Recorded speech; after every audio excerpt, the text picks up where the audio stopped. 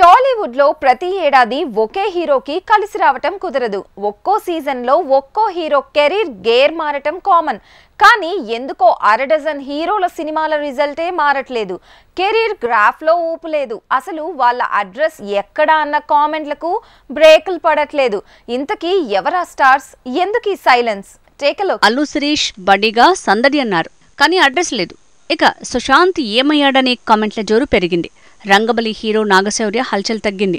టాలీవుడ్ లో కొందరు హీరోల సందడే కనిపించకుండా పోతోంది. చెలో లాంటి హిట్ పడ్డ తర్వాత రాంగ్ రూట్ లో వెళ్లడంతో నాగశౌర్య ఫెయిల్యూర్స్ ఫేస్ చేయాల్సి వచ్చింది. ఫ్లాప్ లో మూత మతిపోగొట్టింది. ఇక ఇలానే మరో హీరో నారా రోహిత్ ఒక హిట్ 3 ఫెయిల్యూర్స్ అన్నట్టు సినిమాలు చేస్తున్నాడు. 5 ఏళ్లుగా అడ్రస్ లేడు. ప్రతినిధి సీక్వెల్ తో దాడి అన్నా మళ్లీ తన హంగామా మిస్ అవుతోంది.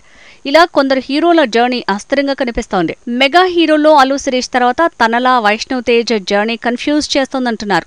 ఉప్పెన లాంటి 100 కోట్ల వసూళ్లు రాబట్టిన హిట్ తర్వాత కొండపులం చేశాడు. దాంతోపాటు రంగరంగ వైభవంగా మూవీ కూడా ఫ్లాప్ అయింది. ఆదికేశవ అడ్రస్ లేకుండా పోయింది.